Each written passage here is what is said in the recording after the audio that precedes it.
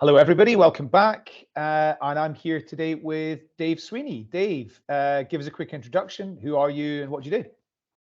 Yeah, thanks, Adam. So yes, as you say, I'm Dave Sweeney. I look after sales enablement for a STEM specialist recruitment company called Solutions Driven. And yeah, that's an interesting task. Sales enablement as a function is very tech and software heavy. They were the first to pick it up, I suppose, a few years ago. But there's lots of similarities and crossover between what you've been talking about lately. So an interesting one. Yeah, no, there absolutely is. So I don't think you joined Solutions Driven to do sales enablement. You joined in a different role. I did indeed. Tell us about the need. Why was the need identified for creating your current role? So I've been with the company almost 5 years now, and initially was part of the sales team. So fairly, different from a recruitment perspective in that we split up sales and delivery entirely. So I was part of that sales team for getting over 3 years. And sales enablement, I suppose, it's been picking up speed, I suppose, for the last 5 to 10 years. But the reason for its existence and the reason why I think my role was created was to do with two things: clarity and consistency. Those are the two big things. And sales teams as a whole spent a large part of the sort of 2010s, last maybe 4 or 5 years as well, getting bombarded by tech. We all had these huge tech stacks all of a sudden, and there might have been good reasons why tech was bought, challenges that it was meant to answer, but it ended up, and I'm not just talking about us here, I'm talking about the function as a whole, ended up being a little bit confusing. You ended up with an inconsistency in adoption of the tools, in level of knowledge of how they work, and therefore an inconsistency in following processes and things as well. So you end up with people spending a lot of time doing things that they don't want to be doing, i.e. they're not talking to enough people. And that applies to recruitment as well. So yeah, clarity and consistency, whether that's of process, of messaging, of how to do this particular thing, are probably the big things from a sales perspective that solves. Okay, so what were the first things you had to do to go about enabling salespeople in the organization? So the first thing does go back to the tech stack. Like I say, you have in any sales team, you will have differing levels of adoption and of expertise in using that particular tool. So what you've got to do, I suppose, first off, is go, well, okay, what do we not know how to do very well? And the first thing that was for me was building a knowledge base. Let's answer all of the frequently asked questions in one space, so that rather than team leads or me getting bombarded in Slack by relatively simple questions, but it might be something that you only have to do once a month, so it's really easy to forget. You then end up having that central kind of repository or library for all of that information. And that was the first step to consistency, because it meant everyone was using the same, I suppose, material to do the same things, as opposed to memory or how it was done 2 years ago, because that's how they've always done it. Yeah, no, absolutely. Okay, so knowledge base. What do you do? How do you do that? You make use of existing technologies you've got. You make use of what you said, Slack channels, I think. You make use of what do you use for wikis or things? What else do you use? So good question. Honestly, my personal opinion on that is simpler. It's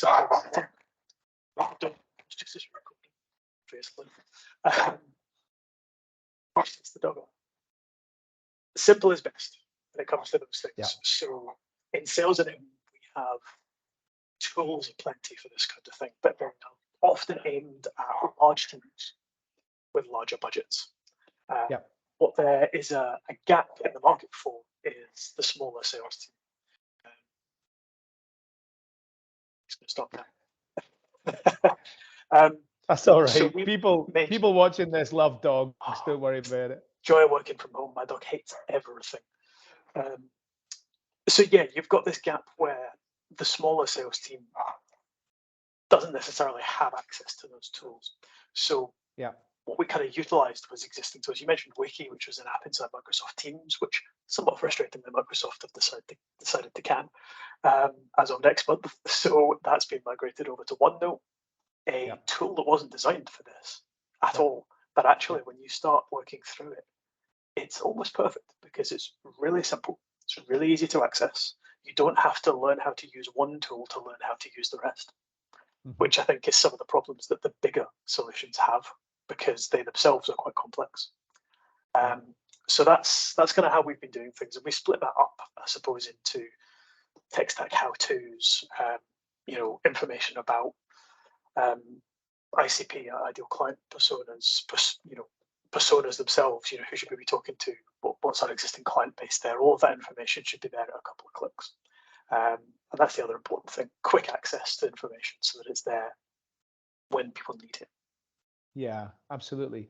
And so does everybody contributes to this? Everybody within the sales team, they all know where to access the information, and they all know how to get it quickly, and they all know the value in sharing with each other. That's one of the big things, I suppose, is collaboration. You will have within any given team people who are particularly good at X thing, and someone else will be good at something else. And you suppose that one of the best practices in sales enablement is actually peer-to-peer learning.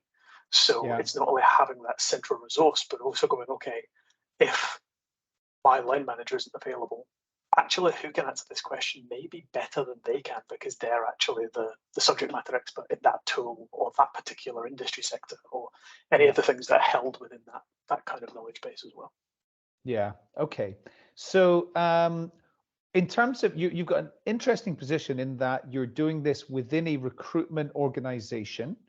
So are there any noticeable differences between enabling sales teams and the potential for enabling recruitment teams, do you believe? What's your kind of initial sort of observations on this subject?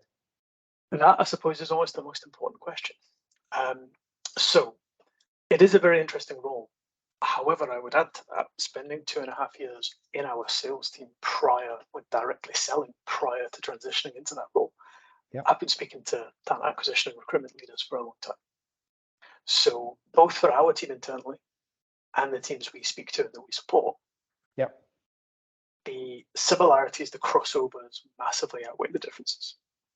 So you could almost look at it, let's if we talk about talent sourcing as an example, which is the most obvious, I suppose, comparison. You've got the SDR role, the role that's meant to bring in leads for the rest of the sales team. You're almost there looking at two identical roles, the only difference being the talent sourcer's job, their persona changes by whichever role they're trying to fill.